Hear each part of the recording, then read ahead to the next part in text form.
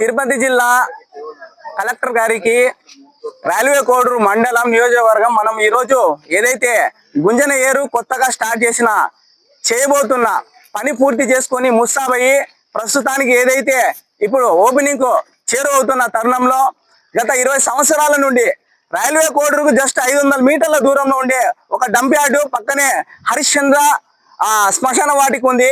మన హిందూ సోదరులకు రైల్వే కోడూరులో దాదాపు 90% మందికి ఈ యొక్క శ్మశాన వాటిక ఒకటి ఆధారము.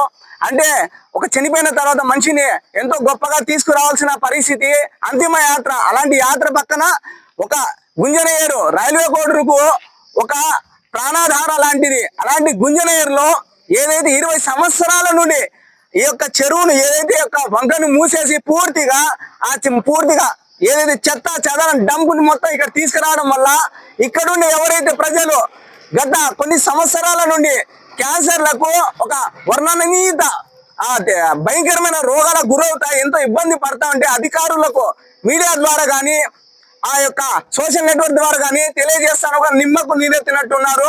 వీళ్ళ గోడు గురించి ఎంత చెప్పినా కూడా అధికారులు పట్టించుకోవట్లేదు.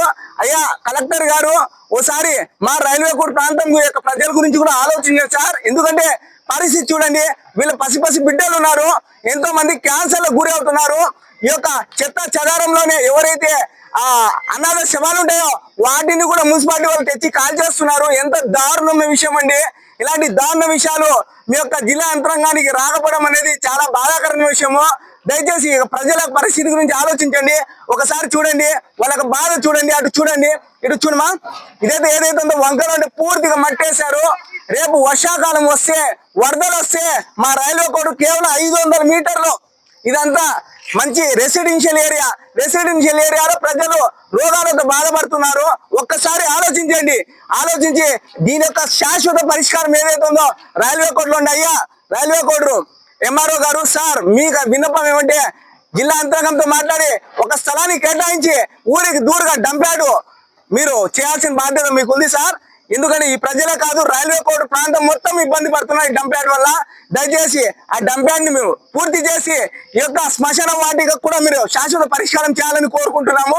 లేక తదుపరి ఇలాగే చేస్తే ముందస్తు చర్యలు మేము కూడా చేయబోతామని తెలియజేస్తున్నాం సార్.